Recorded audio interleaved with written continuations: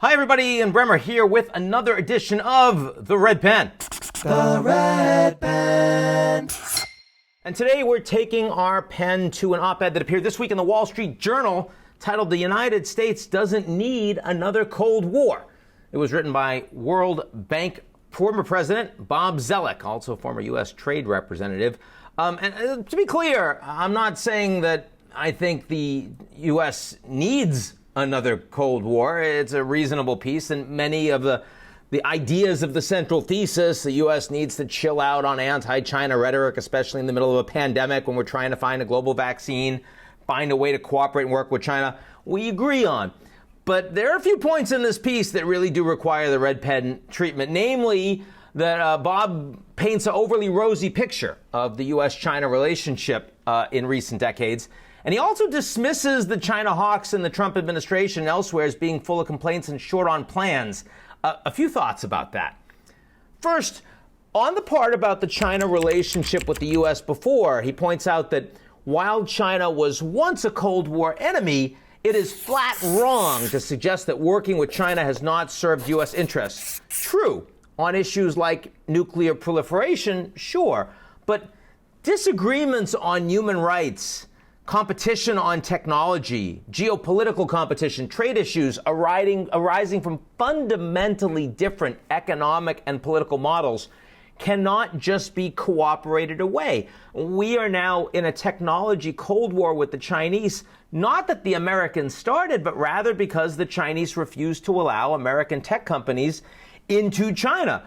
Google and Facebook and Amazon, these are some of the biggest and most important companies the United States have. They drive all this innovation. They're not welcome in the Chinese model. And that's not leading towards harmonious economic integration. In fact, it was leading to significant decoupling and strategic competition between the two sides. Secondly, on the idea that the China hawks in the United States have declared their objections but not what they want to plan to accomplish, I'd say actually their goals are quite clear. Now, whether or not you agree with them is another question, but they do have real goals. First, to force supply chains out of China, particularly at a time when labor is not as important in the economic equation, when automation and deep learning and big data is increasingly meaning that you don't need as much labor as you used to, when Chinese labor is structurally more expensive, when American companies are saying with an absence of rule of law in China, no independent judiciary, and stronger Chinese companies that the Americans see as national champions in China, harder for them to see sustainable investment opportunities in China. And I'm talking about easily a majority of American companies that are thinking about their long-term investment in China.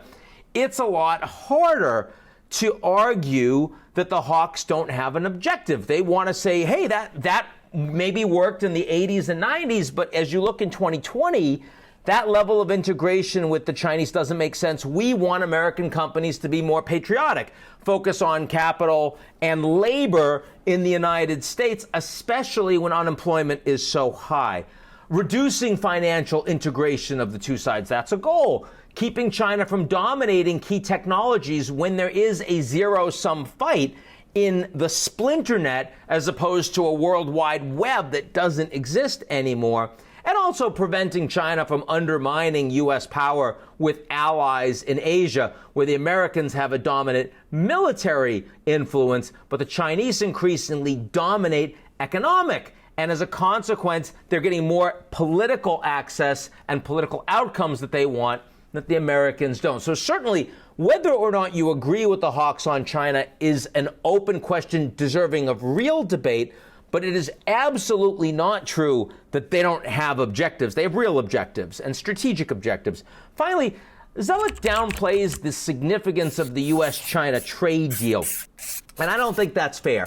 Beijing actually did make important concessions in this Phase 1 trade deal that shouldn't be glossed over. They dropped restrictions on U.S. crops. They allowed more market access for exports, including beef and chicken. They opened a tariff exclusion process. A lot of CEOs I talk to in the United States, financial sector in particular, are saying how important that Phase 1 trade deal is to them and they don't want to break it. Now, that's different from what Trump was saying about it. It's all about tariffs and, we're making money off of Chinese tariffs. That's just not true.